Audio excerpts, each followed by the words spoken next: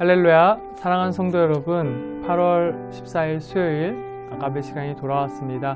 오늘 나눌 말씀은 예레미야 50장 1절에서 10절 말씀입니다. 오늘부터 이어지는 51장까지는 바벨론을 향한 심판의 메시지를 다루고 있습니다. 먼저 1절을 보시면 바벨론과 갈대아 사람의 땅에 이렇게 나와 있습니다. 자, 늘 우리가 예레미야를 쭉 살펴보면 바벨론과 갈대아가 이제 중복해서 나오는 구절들이 많이 있는데요. 이 바벨론의 뿌리가 갈대아 지역에서 출발했기 때문이죠. 바벨론 최고의 전성기를 누렸던, 이끌었던 느부갓네살 왕의 아버지 나보폴리살 왕이 바로 이 갈대아 지역의 원주민이었다라고 합니다. 네, 그래서 같이 나오는 것입니다. 자, 2절을 보시면 이 당시 사람들이 상상할 수 없는 일이 일어나게 된다고 합니다. 절대로 망하지 않을 것 같은 나라 바벨론이 함락된다라는 것입니다. 네, 2절 보겠습니다. 너희는 나라들 가운데 전파하라, 공포하라, 깃발을 세우라, 숨김이 없이 공포하여 이르라. 바벨론이 함락되고 벨이 수치를 당하며 무로닥이 부스러지며 그 신상들은 수치를 당하며 우상들은 부스러진다 하라. 네, 이 한 절에 정말 많은 동사들이 쓰였죠. 여기에서 이 바벨론이 함락되고 라는 이 단어는요, 니팔 완료형 히브리 용법인데 예언자적 완료 또는 과거형으로 쓰일 때 쓰이는 용법입니다. 그래서 그만큼 이 바벨론의 함락이 확실하다라는 하나님의 의지가 드러난 표현이죠. 자, 이 동사 외에도 여러 동사들이 나오는데요. 사실 이 전파하라, 공포하라, 깃발 세우라, 부스러지고 수치를 당하고 이것은 바벨론이 수많은 나라들을 침략할 때를 생각나게 하는 동사들입니다. 수많은 나라들을 함락하고 깃발을 세우고 그 나라의 신상들을 부스러뜨리는 그게 바벨론의 일들이었다는 것이죠. 근데 이게 지금 바벨론에게 적용되고 있다라는 것입니다. 현재 지금 바벨론이 여러 나라를 침략하며 승리의 깃발을 세우고 있었는데 이런 상황 속에서 하나님은 마치 너희들이 그렇게 이방 여러 나라들을 향해 행하는 것처럼 그렇게 될 것이다. 얼마나 와 닿지 않는 말씀입니까? 좀처럼 무너질 기미가 보이지 않는 나라, 여전히 깃발을 세우고 확장해 가고 있는 나라, 너희가 심판받을 것이다. 어떻게 이 나라가 무너질 수 있습니까? 3절을 보겠습니다. 이는 한 나라가 북쪽에서 나와서 그를 쳐서 그 땅으로 황폐하게 하여 그 가운데 사는 자가 없게 할 것임이라. 사람이나 짐승이 다 도망할 것임이라. 네, 어떻게 이렇게 견고한 나라가 무너진다고 합니까? 한 나라가 북쪽에서 나오면 너희가 무너질 것이다. 자, 사실 바벨론을 심판했던 그 나라 페르시아라는 나라는요, 북쪽이 아니라 바벨론 동쪽에 있었던 나라입니다. 근데 왜 성경은 북쪽이라고 했을까요? 우리에게는 좀 생소할 수 있지만 이 메시지를 들은 유다 백성은 하나님께서 어떤 의도로 북쪽에서 이 나라가 나올 것이다 라고 말씀하셨는지를 파악할 수 있었을 것입니다. 유다 백성에게는 이 각 지역 방위에 따른 하나님의 메시지가 있었는데요. 가령 이들에게 동쪽이란 에덴 동산, 이 기원과 시작의 방위를 의미하기도 하면서 또 하나님이 에덴 동산에서 이 아담과 하와를 동쪽 편으로 이렇게 쫓아냈기 때문에 이제 이 동쪽을 생각했을 때는 추방과 심판, 동쪽으로 쫓겨난다. 자, 그럼 이제 서쪽은 어떤 의미일까요? 회복과 약속의 의미인데요. 성막 우리가 많이 들으셨죠? 다육사님 통해서. 성막의 위치를 보시면 이 동쪽에 문이 있고 서쪽 방향으로 이제 성소가 위치해요. 그 쫓겨난 아담과 하와가 쫓겨난 그 동편에서 이제 서쪽으로 하나님께로 다시 돌아가는 것을 상징하고 있는 거죠. 그래서 서쪽은 회복과 약속의 방위가 되는 거였고요. 북쪽을 보시면 북쪽은 이제 예레미야 1장 14절에 이렇게 나와 있습니다. 그러자 여호와께서 나에게 말씀하셨다. 북쪽에서부터 재앙이 넘쳐 흘러서. 그러니까 하나님의 심판이 임하는 장소라는 거죠. 이 유다 백성들에게는 북쪽에서부터 심판이 임할 것이다. 자, 왜 북쪽에서부터 심판이 임하는가? 우리 시편 48편 2절을 한번 보기를 원하는데요. 그 성은 터가 높고 아름다우며 온 세상의 기쁨이 됩니다. 시온산은 북방의 가장 높은 산과 같습니다. 그곳은 위대한 왕이 계신 성입니다. 자, 북쪽은 심판이 임하는 장소인과 동시에 하나님의 그 위엄, 권위, 왕권이 있는 곳. 네. 자, 그 하나님의 왕권의 자리에서 하나님의 심판의 메시지가 흘러나오게 된다는 것이죠. 그곳이 바로 북쪽이라는 것입니다. 자, 절대로 망하지 않을 것 같은 나라, 바벨론 역시 하나님의 심판을 피할 수 없을 것이다. 북쪽으로부터 심판이 임하니까 이건 반드시 하나님이 이루시겠다는 거죠. 자, 너희는 바벨론의 이 심판의 때를 기다리며 준비해야 할 것이 있다. 이제 이스라엘과 유다에 선포합니다. 4절 5절에 이렇게 나와 있죠. 여호와의 말씀이니라. 그날 그때 이스라엘 자손이 돌아오며 유다 자손도 함께 돌아오되 그들이 울면서 그 길을 가며 그의 하나님 여호와께 구할 것이며 5절 그들이 그 얼굴을 시온으로 향하여 그 길을 물으며 말하기를 너희는 오라 잊을 수 없는 영원한 언약으로 여호와와 연합하라 하리라. 네, 무엇을 준비해야 됩니까? 바로 언약, 영원한 언약의 회복. 이들은 비록 하나님을 버리고 불순종하여서 이제 하나님의 심판을 피할 수 없게 되었고 실제로 심판을 받았습니다.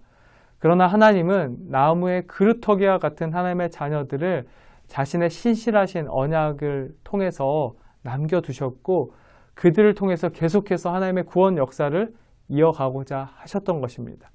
네, 바벨론에 남겨진 자들은 현재 어떤 삶을 살았다고 합니까? 6절을 보시기 바랍니다.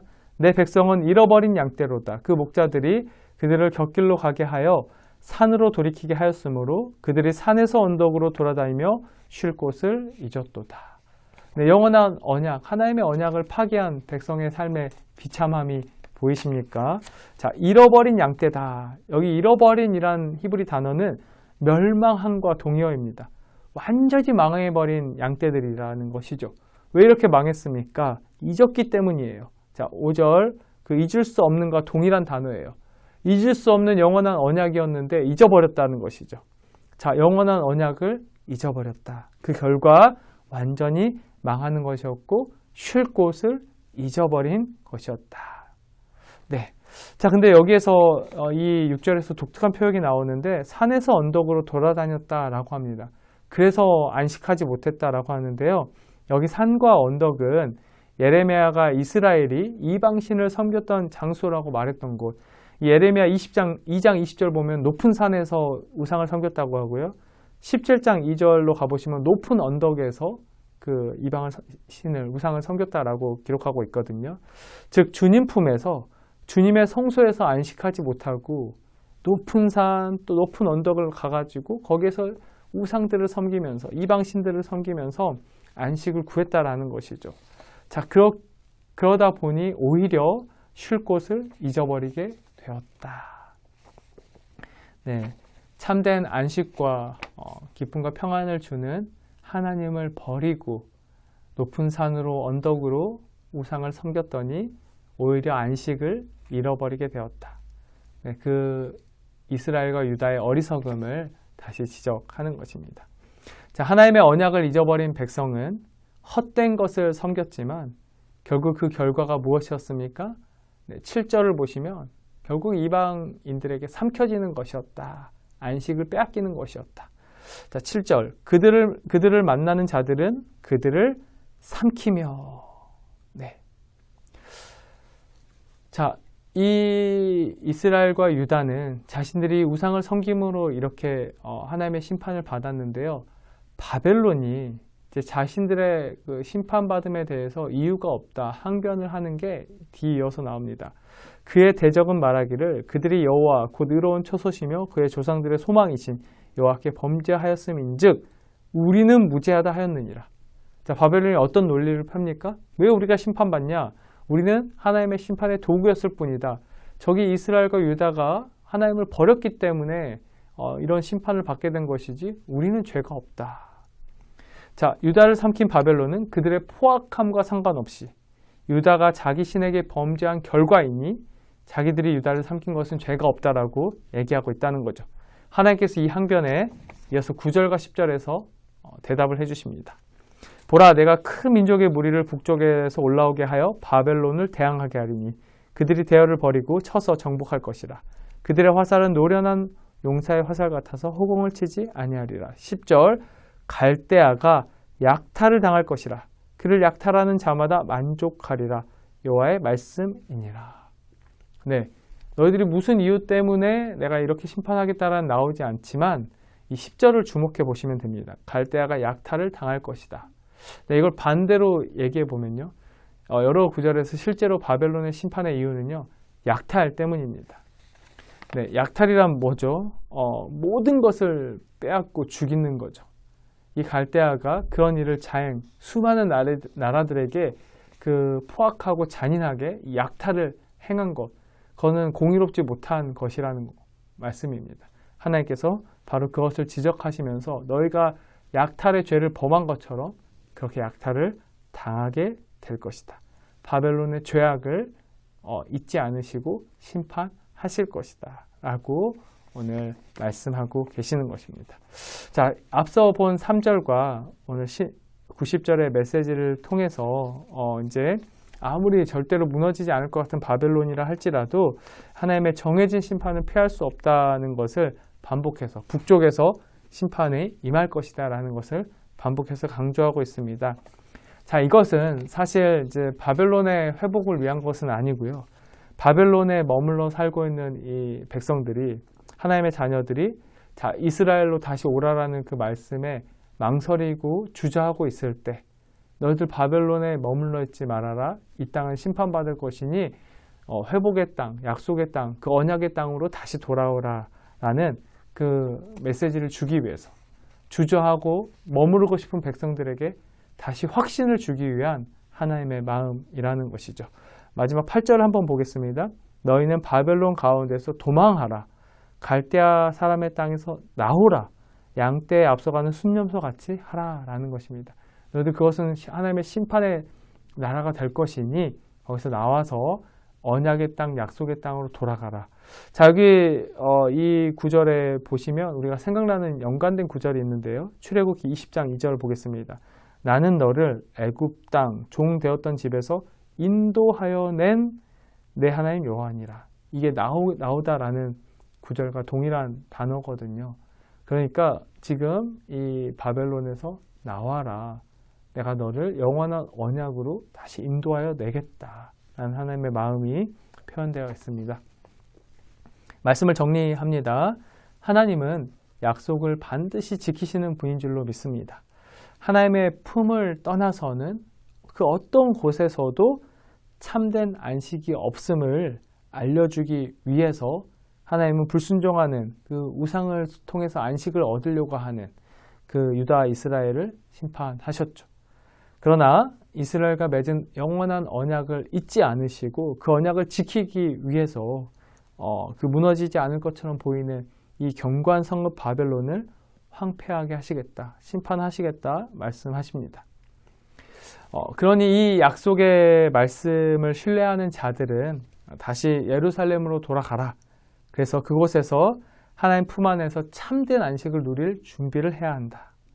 자, 실제로 많은 유다 백성이 다시 하나님을 예배하며 참된 안식을 누리기 위해서 기꺼이 그 폐허가 된 예루살렘을 재건하기로 선택을 합니다. 그러나 대다수의 또 무리들은 바벨론에 머물러 있죠. 돌아가질 않습니다. 자, 생명을 걸고 하나님의 땅을 재건하라라는 게 무거웠고 힘들었습니다. 그래서 그 말씀에 순종하고 싶지 않았고 결국 그 사명을 외면했다라는 것입니다. 사랑하는 성도 여러분, 그 참된 회복과 참된 안식, 그것은 거저 주어지는 것이 아님을 우리는 이스라엘과 유다의 역사를 통해서 다시 확인할 수 있습니다. 그 무너진 하나님의 땅, 그 언약을 회복하기 위해서는 그 생명을 거는 용기, 그 수천 킬로를 다시 돌아가야 하는 그 생명을 거는 용기, 그리고 실제로 그 성벽과 성전을 재건해야 되는, 땀 흘려야 되는 그런 헌신과 수고, 그걸 통해서 언약이 회복되어 가는 것입니다. 자, 어떻게 이스라엘과 유다가 이 귀한 사명을 회복할 수 있게 되었는가? 네. 자, 어떻게 그렇게 할 수 있었습니까? 실제로 바벨론을 무너뜨리는 그 하나님을 만났기 때문입니다. 자, 절대로 무너지지 않을 것 같은 바벨론을 실제로 무너뜨리시는 하나님의 그 영광과 위엄과 능력을 이들이 경험했기 때문에 이 기꺼이 예루살렘으로 돌아갈 수 있는, 하나님은 바벨론도 무너뜨리는 분이시구나, 하나님의 약속의 말씀, 그 영원한 언약을 지키실 수 있는 분이시구나, 우리가 고통스럽지만 사명을 감당하기 위해서 예루살렘으로 돌아가면 그곳에서 참된 안식을 누릴 수 있구나 라는 것을 깨달았다라는 것이죠. 사랑하는 성도 여러분, 믿음 생활을 방해하고 유혹하며 지치고 힘들게 하는 바벨론과 같은 문제들이 우리 여러분들에게 혹시 있습니까? 아무리 도망을 치고 싶고 그 문제로부터 나오고 싶지만 여전히 나를 꽁꽁 묶어두고 있는 그 문제들. 사랑하는 성도 여러분, 주님은 반드시 그 바벨론을 이기는 분이심을 소망하기를 바랍니다. 비록 우리의 삶에 하나님의 징계처럼 여겨지는, 내 힘으로는 이기기 힘든 그 바벨론과 같은 문제들이 있을지라도 주님은 반드시 우리를 회복하시며 또 주님의 징계를 또 거두어 들이시고 그 참된 자유와 안식, 사명으로 우리 삶을 이끌어 가실 것입니다. 네, 오늘 하루도 우리를 향한 그 하나님의 계획 앞에 겸손히 엎드리면서 또 모든 상황과 환경 속에서 그 능력과 위엄의 하나님을 만나시고 그렇게 바벨론으로부터 탈출할 수 있는 그런 귀한 은혜를 누리실 수 있기를. 바벨론은 함락되었습니다. 그것을 믿고 우리의 삶을, 우리의 문제를 온전히 하나님께 맡겨드리는 귀한 하루가 될 수 있기를 소망합니다. 기도하겠습니다. 하나님, 절대로 무너질 것 같지 않았던 바벨론도 하나님의 능력과 권세 앞에서 함락되었음을 봅니다. 이스라엘과 유다가 징계를 거두시고 영원한 언약을 회복하시는 주님께로 돌아갔던 것처럼 우리 삶의 자리에도 하나님과의 관계를 가로막고 있는 수많은 바벨론과 같은 문제로부터 빠져나올 수 있는 은혜를 허락하여 주시옵소서.